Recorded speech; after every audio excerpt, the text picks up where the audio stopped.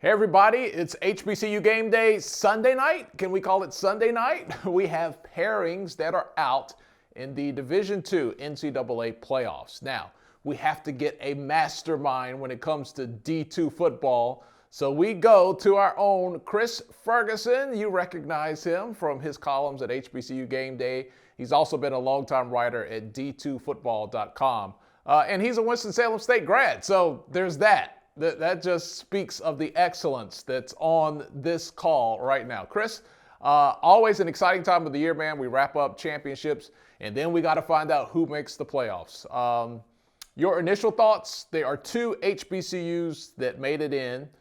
Bowie State makes it in. They're going to take on Lenoir-Rhyne, and Albany State, champions of the SIAC, they make it in. They're going to take on West Georgia. Both teams hosting games. Your thought on the selections as they relate to HBCU football?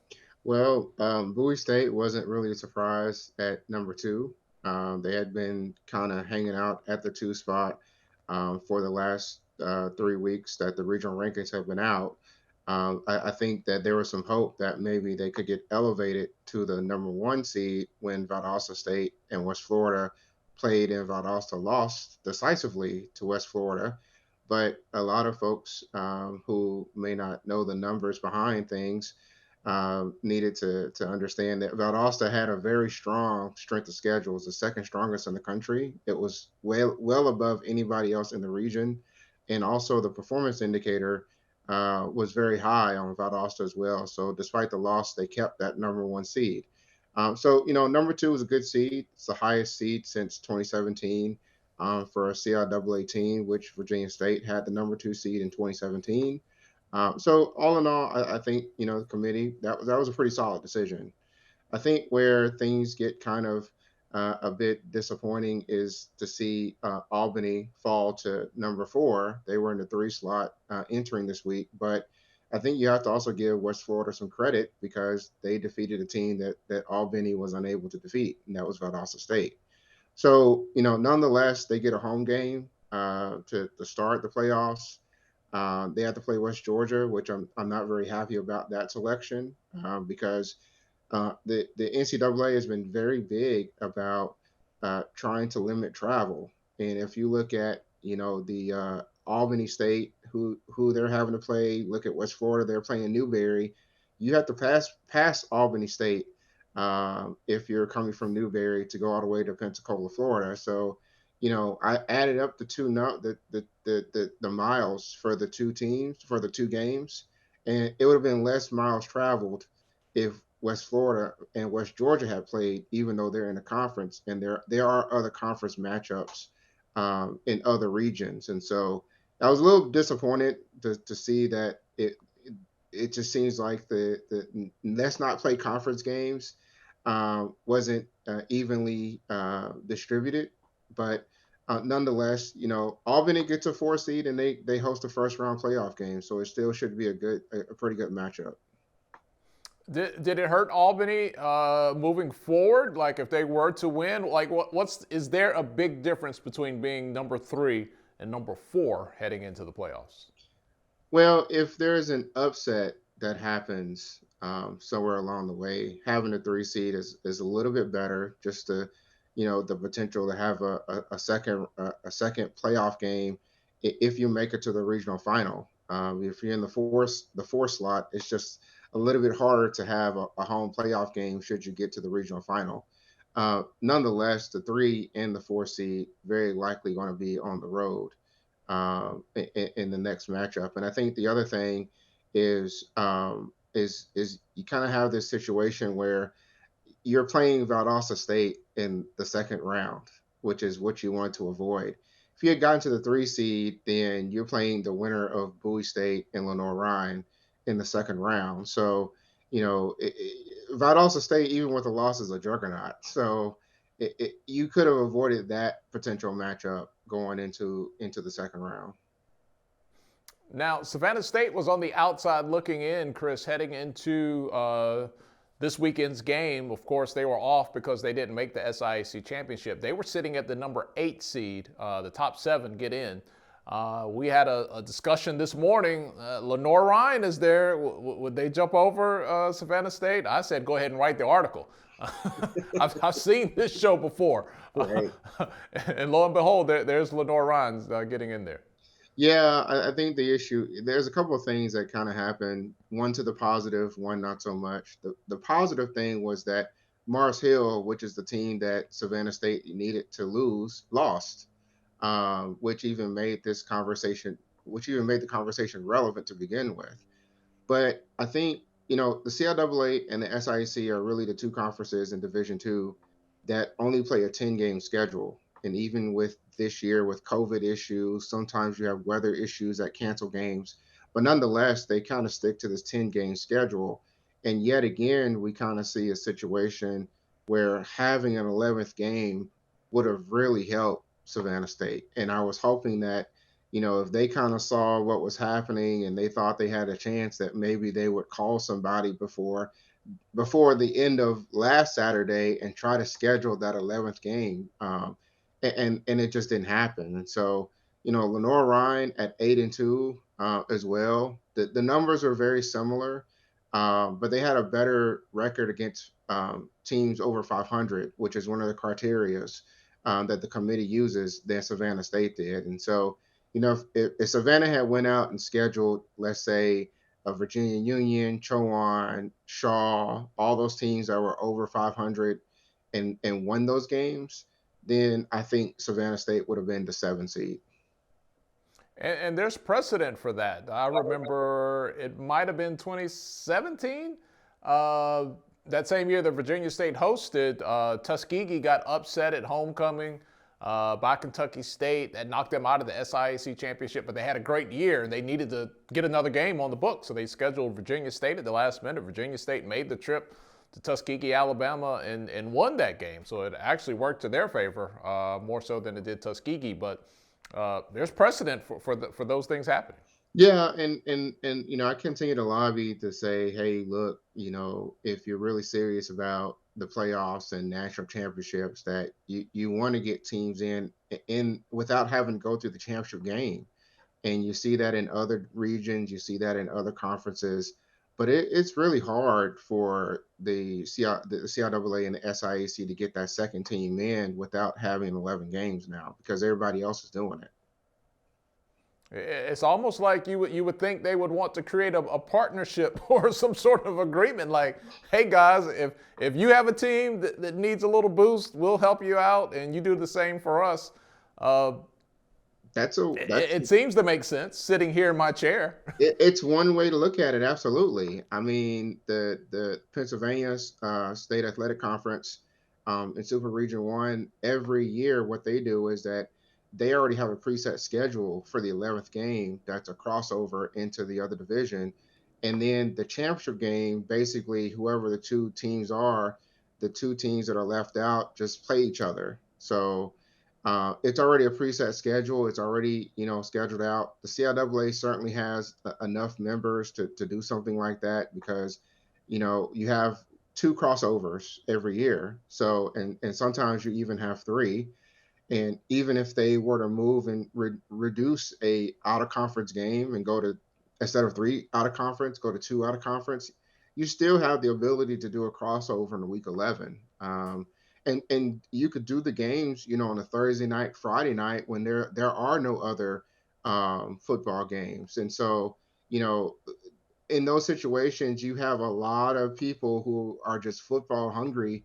And I tell a lot of other columnists, I tell other people that they will watch a game because that's the only football game online, and it gives the conferences some exposure. So, it's kind of a win overall, unless you're maybe really pinching pennies here. But you could easily do an 11th game logistically, and it's a really a huge. The coaches want to do it, the players want to do it, the fans want it, so why not? And it's good for playoffs. And it's kind of ironic because Savannah State was very aggressive this spring. They were one of the few teams, even though the SIAC didn't sponsor football in the spring, they went ahead and played some games and really tried to position themselves and their portfolio, if you will, as, hey, we'll go out, we'll play in the spring, we'll play some tough teams. Like they really tried to position themselves as a playoff caliber brand team. Yeah, and Savannah State's a pretty young team, so coming back next year, there's going to be a lot of guys that will certainly feed off of this, I think, and look forward and you hope that they can build from it. But again, you still have that built-in disadvantage because you can only really once you lose more than one game in a season, it becomes exponentially harder to make the playoffs at two losses, and so you really want to run up the score in the win column. And if you can get 9 wins, the committee likes that over 8 wins. But here, they were kind of we were really excited that they're in the conversation, right? But as you mentioned, we already knew how this was going to play out, and that's exactly what happened when you looked at the numbers. Yeah, and Lenore Ryan was behind Savannah State in the ranking. They were what? They were 9? They were 9. Yep. Yeah, they were 9. Savannah State was 8 last week. Lenore Ryan makes the leapfrog. And that's another thing another aspect that some fans might not fully grasp. Once the regional rankings come out late in the season, which the first one comes out, Week 8. First week in November? Yeah. That's when you start to see teams start scoring 50 points. And you're like, why are they running up the scoreboard all of a sudden? It's because now is the time to shine for the committee, right? Yeah, so I think it's important to understand how the selection process works too, because I was getting a lot of questions on Twitter about this. So there are 4 conferences in Super Region 2, the Gulf South, the South Atlantic, the CIAA, and the SIAC. And each conference gets 2 representatives from their conference to sit on this committee, regional committee, to make determinations. And so, even though things like the margin of victory is not included in the official criteria, you would still think that still has something to do with the human element, So, style points certainly can't hurt. And when that happens, I think you really want to consider things like scheduling up, making sure that you have the right teams on your schedule. I think you really saw that with Bowie State. Fayetteville State was another one that really fell to you don't have the right teams on your schedule, and then you play in a dreadful Southern Division opponents. And you kind of saw this moving around with them where they were at 10, then they fell out, then they came back in 10. And the only way they could get in was to beat Bowie State, which was a tall order for them. So, you had Savannah at 8. They weren't really in it until the very end. But yeah, you want style points, as many style points as you get. It definitely can't hurt. Yeah, Fayetteville State has pretty much turned into an existence of they've got to beat Bowie or what have they accomplished? Because their entire schedule, if I'm not mistaken, this year, they didn't even leave the state of North Carolina. Wasn't every game like in North Carolina this season? Yeah, they schedule very well in that aspect of it. But, Fayetteville State, they didn't have a week 3 game. So that's another thing that really hurt them. They lost at Wingate, which, Wingate kind of fizzled out towards the end of the season, except for the win at Morris Hill at the very end. But Wingate was going to have the head-to-head over them, so that didn't help. And then when you're looking at these teams in the CIAA South that are not doing very well, Winston-Salem State's down. Shaw was doing okay, but then they lost to St. Aug. That hurts. St. Aug, John C. Smith, Livingstone, 1 and 2 wins. I mean, you need a good out-of-conference schedule to offset that. And who did they play out of conference? They played Elizabeth City and Wingate, and they didn't have a third game. So it was just absolutely just dreadful schedule for them, and that did them no favors. Hey, well, one thing I will give to Valdosta State, they will take on all comers. Virginia Union added them to the schedule, Savannah State, Albany State. Look, Valdosta State, we all know the name. They're the top team, or right there 1-2 each year. They gave HBCUs their shot this year. But if you didn't, now a lot of times, Kris, we don't see these games. We just look at the box score. Savannah State, Virginia Union, not so close. Albany State was closer. And from people who were there, our colleague Von Wilson said, if it wasn't for that long rain break in the middle of the game, that kind of shifted the momentum and the energy of the game. He's bullish on another opportunity. Do you forecast Albany State getting another shot at Valdosta State? That's going to be really tough, I think. I mean, this upcoming Saturday to play West Georgia. I mean, West Georgia is another team that can really score at will. They have a really great passing game in particular. You know, if they want their shot at Valdosta State, they're going to have to take down an opponent that, you know, is maybe 80 or 90% of what Valdosta is on offense, at least. So, I mean, the question for Albany is going to be, can they score? I mean, remember, they got shut out by Valdosta too. So having a great defense alone isn't enough unless that defense is scoring. And Albany State's defense doesn't necessarily score. It's not like Bowie State does. So, you know, can they get on the scoreboard is my question. But I think that they're going to be able to slow down West Georgia. I just don't know if they're going to be able to score on top of that and keep it, you know, if you keep West Georgia to 20, 21, 28 points, that's pretty darn good. But can they score is the issue here.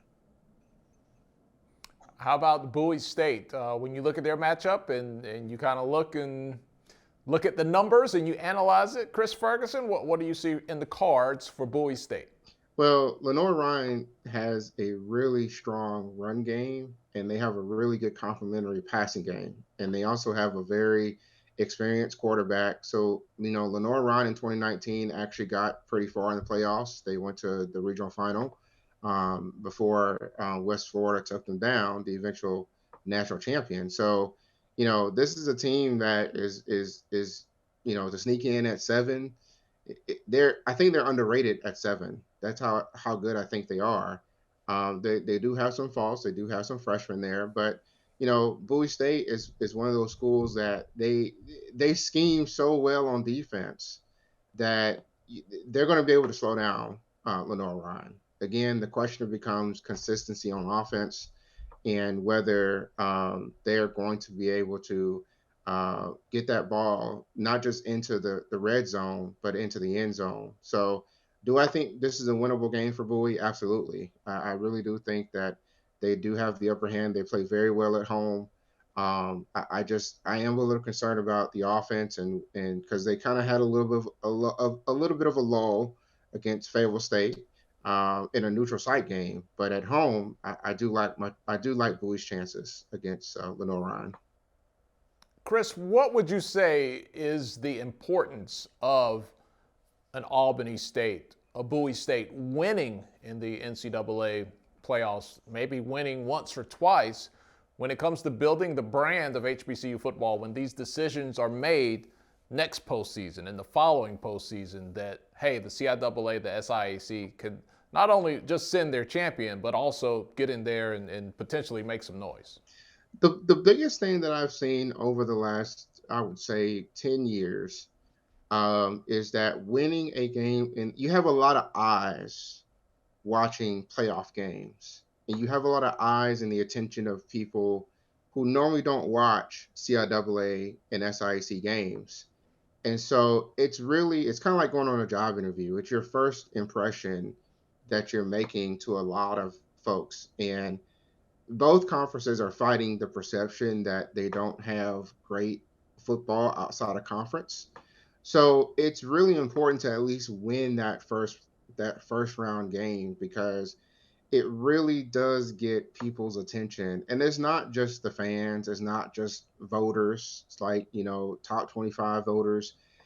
It's also players and recruits because you know, you have people that like Bowie State, they have folks that come home, you know, that go like West Virginia to Mountain East Conference or some of these other places, people that transfer back home that want to be closer to and they want to be part of something special. And you know, in Albany, they're fighting against, you know, Valdosta, they're fighting against other Gulf South teams. in a very talent-rich South Georgia area. So if you're able to win those playoff games, at least one playoff game, then it puts your brand on the map to set you up for something bigger. And the reason why I like Bowie State in the first round is because these guys have at least been to the playoffs in the last season that they played. So they know what it takes to get to the first round, and now I'd imagine they're a little bit hungrier for more. Albany, on the other hand, the SIAC had been shut out of the playoffs for a couple of seasons now. So it's going to be really interesting to see how do they stand up, against somebody like a West Georgia when, if you don't win, your season's over now. So, but again, to be conference champion, that's one goal. But your brand is much bigger on a national stage if you can win at least that first playoff game, just because you have so many people and the attention of so many eyes, now that we're down to just 28 teams. Yes, this is where the proverbial rubber hits the proverbial road. It all happens this weekend, coming up, the beginning of the NCAA Division II football playoffs. Nobody talks D2 football like Kris Ferguson. Kris, thank you so much for spending some time with us, breaking it all down for our fans out there and just making it make sense, man. We appreciate you, Kris. Absolutely. Always a pleasure.